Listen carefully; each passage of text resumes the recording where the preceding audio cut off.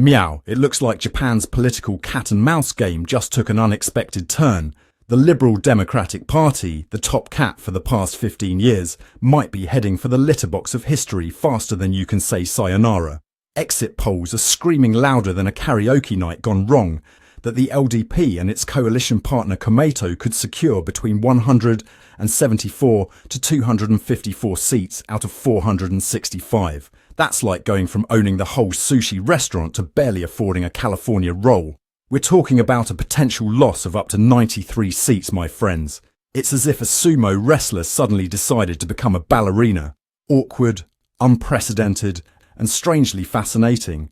Prime Minister Shigeru Ishiba, the new kid on the prime ministerial block, well, as new as a 66-year-old career politician can be, is facing a political tsunami that even Godzilla would run from. Ishiba, who's been in politics longer than some of you have been alive, called this snap election faster than you can say tempura, but it seems his strategy has backfired more spectacularly than a malfunctioning robot at a tech expo. When asked about the results, Ishiba said, "We accept the people's voice with humility." Humility? That's like a cat admitting it was wrong to knock over your favourite vase. It's not something you see every day, especially from a politician. But here's the kicker, my friends. At 29%, voter turnout was lower than the approval rating of warm sake on a hot summer day. It seems the Japanese public would rather binge-watch anime than participate in democracy. This drop from 32% last time around is like watching your favourite sumo wrestler go on a crash diet. It's a slimming down that nobody asked for and nobody wants. With inflation higher than Mount Fuji and wages flatter than a sumo wrestler's futon, it's no wonder voters are giving the LDP the cold shoulder. The economy's been shakier than Tokyo during an earthquake, with headline inflation hitting 3%. That might not sound like much to you global economic tigers out there, but for Japan, it's like suddenly finding wasabi in your ice cream, shocking, unpleasant, and leaving a bad taste in everyone's mouth. And let's not forget the scandals, shall we? LDP lawmakers were caught with their hands in the cookie jar, or should I say, the campaign fund jar. Turns out, they were more interested in padding their wallets than their constituents' lives. We're talking about a secret slush fund of $4.1 million. That's enough yen to buy every sushi roll in Tokyo. Former Education Minister Hakubun Shimomura and his pals were suspended faster than a student caught cheating on an exam. It's like they were playing a game of political monopoly, but instead of passing go and collecting $200, they're passing straight to jail without collecting their seats. Meanwhile, the Constitutional Democratic Party is grinning like a Cheshire cat, probably practicing their surprised faces for when they potentially triple their seat count. Their leader, Yoshihiko Noda, is strutting around like he's already won the election, projecting a gain of 128 to 191 seats. Talk about counting your chickens before they hatch, or should I say, your sushi before it's rolled. But let's not get too excited. The opposition parties in Japan have been about as effective as a screen door on a submarine. Will this be their moment to shine, or will they fumble the ball like a butterfingered quarterback at the Super Bowl? In a country where the average age is higher than the calorie count in a bowl of ramen, you'd think voters would be too tired to rock the political boat. But apparently, they've found enough energy to potentially kick the LDP off its pedestal. It's like watching your grandpa suddenly decide to take up parkour. Who knew the elderly could move so fast when it comes to political change? If the LDP loses its majority, we might see more desperate alliance making than in a high school prom, with Ishiba playing the role of the awkward kid trying to find a dance partner. It'll be like political speed dating. Hi, I'm Shigeru. I like long walks on the beach and maintaining a parliamentary majority. Want to form a coalition? We could end up with a government more eclectic than a Harajuku fashion show. And let's not forget Japan's mixed electoral system. It's more complicated than a game show, where contestants have to eat sushi while solving differential equations.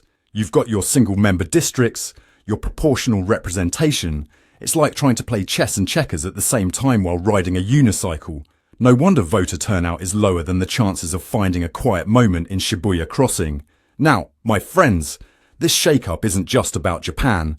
It's a sushi roll of global discontent. Wrap it up in economic woes, sprinkle some scandal on top, and voila, you've got yourself a recipe for electoral upheaval that's being served worldwide. From Washington to Warsaw, voters are saying, no more baloney, or in this case, no more sashimi. It's like there's a global competition for who can create the most political chaos, and Japan just scored some major points. But let's not forget the tech angle, because even in the land of anime and robots, politics is going digital. Parties are using more data analytics than a cat has lives, trying to figure out how to win over those elusive voters. They're probably wishing they could just create a Pokemon Go-style app to catch votes instead. Gotta catch 'em all takes on a whole new meaning in election season. And here's a tidbit that will make your whiskers twitch. Japan's social welfare spending has ballooned from 18.4% in 1998 to 33.7% in 2024. That's more inflated than a sumo wrestler's mawashi. Meanwhile, education and public works are getting less love than a fish allergy at a sushi bar. It's like the government is playing a game of budgetary Jenga, and we're all just waiting for the tower to come crashing down. So, what's next for Japan? Will Ishiba manage to claw his way to a majority, or will he be forced to form a coalition messier than a cat's hairball? Will the opposition parties finally get their day in the sun, or will they continue to be as effective as a chocolate teapot? One thing's for sure, Japanese politics just got more unpredictable than a game of pachinko in a magnitude 9 earthquake. World leaders are probably scrambling faster than a Shibuya crossing at rush hour to figure out who they'll be dealing with in Tokyo. I can just imagine Biden now, frantically practicing origami to impress the new Japanese government. Look, I made a crane. Now can we talk about that defense treaty? As for policy changes, buckle up, my friends. We might be in for economic policies more twisted than a pretzel in a typhoon. Will they stimulate the economy, or just leave everyone feeling as confused as a tourist in a Japanese bathroom? Only time will tell. And let's not forget the regional differences. While Tokyo voted one way, rural Hokkaido went another. It's like the country is playing a political version of rock, paper, scissors, and nobody knows who's winning. Osaka's probably wondering if they can just secede and form their own country at this point. We've got the best takoyaki. Who needs the rest of Japan? So, my friends, as we watch Japan's political landscape shift faster than a bullet train, remember to stay tuned, stay informed, and maybe, just maybe, consider voting next time.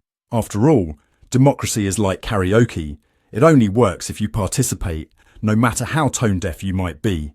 If you're as shocked by these results as a tourist trying wasabi for the first time, hit that subscribe button faster than the LDP is losing seats. We're here to keep you perfectly informed, even when the news is less than meow veloose. One thing's for sure, my friends, Japanese politics just got more unpredictable than a Godzilla movie marathon. The LDP's majority has vanished faster than a ninja in the night, leaving everyone wondering what's next. Will Japan's political future be as bright as the neon lights of Akihabara, or as chaotic as a wasabi-flavoured Kit Kat? Only time will tell, so buckle up, grab your chopsticks, and get ready for a political feast that's sure to give you indigestion. This is Ron de Parmesan, reminding you that in the world of politics, sometimes the fish rots from the head down, but it's the voters who have to hold their noses. And